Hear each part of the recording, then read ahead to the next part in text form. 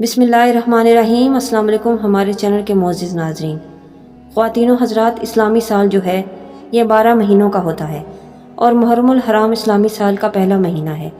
یہ بہت زیادہ عزت و حرمت والا مہینہ ہے۔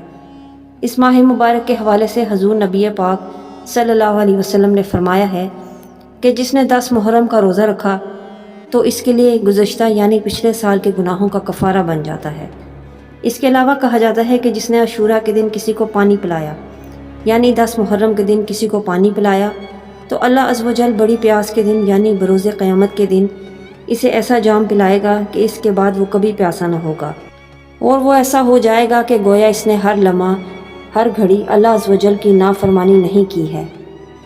اس کے علاوہ ایک اور جگہ حضور نبی پاک صلی اللہ علیہ وسلم نے ارشاد فرمایا ہے کہ جس نے عاشورہ کے دن کسی مریض کی عیادت کی گویا اس نے بنی آدم کے تمام مریضوں کی عیادت کی ہے۔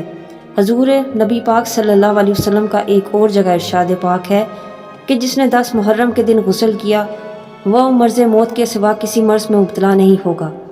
تو میرے بہنوں اور بھائیوں، اس خاص مہینے کے حوالے سے میں ایک ایسا خاص مجرب عمل لے کر آپ کی خدمت میں حاضر ہوئی ہوں۔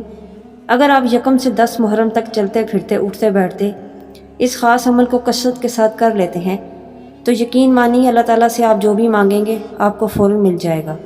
آپ کی ہر بڑی حاجت جو ہے وہ منٹوں میں حل ہو جائے گی، آپ کی ہر مشکل جو ہے وہ فوراً آسان ہو جائے گی۔ یہ ویڈیو اگنور مت کیجیے گا، اس عمل کو لازمی کر لیجئے۔ یقین مانیے یہ عمل کر کے آپ خود دیکھیں گے کہ آپ کا جو بھی مسئلہ ہے وہ کتنی جلدی سے حل ہو گیا ہے۔ لیکن ویڈیو پہ جانے سے پہلے اگر آپ ہمارے چینل پہ نیو ہیں تو ہمارے چینل کو سبسکرائب کر لیں اور بیل آئیکن کو بھی پریس کر دیں۔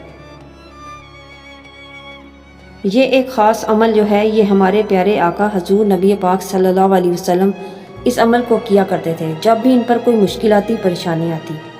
تو جو آج کا خاص عمل ہے وہ آپ نے کیا کرنا ہے، آپ نے یکم سے 10 محرم تک چلتے پھرتے اٹھتے بیٹھتے یہ ایک تسبیح کا ورد جاری رکھنا ہے۔ تسبیح یہ ہے، یا حیو یا قیوم برحمتی کا استغیث، یعنی اے زندہ اے قائم رہنے والے، تجھ سے تیری رحمت کے وسیلے سے فریاد کرتا ہوں۔ جو بھی آپ کی حاجت ہے اس کا تصور آپ نے اپنے ذہن میں رکھنا ہے اور اس تسبیح کا ورد کرنا ہے۔ انشاءاللہ یہ عمل کرنے سے آپ کی ہر بڑی حاجت پوری ہوگی، اللہ پاک سے جو بھی مانگیں گے وہ عطا ہوگا۔ یہ عمل آپ نے خود بھی کرنا ہے اور دوسروں کے ساتھ شیئر بھی کرنا ہے۔ میں امید کرتی ہوں میری آج کی ویڈیو آپ کو پسند آئی ہوگی۔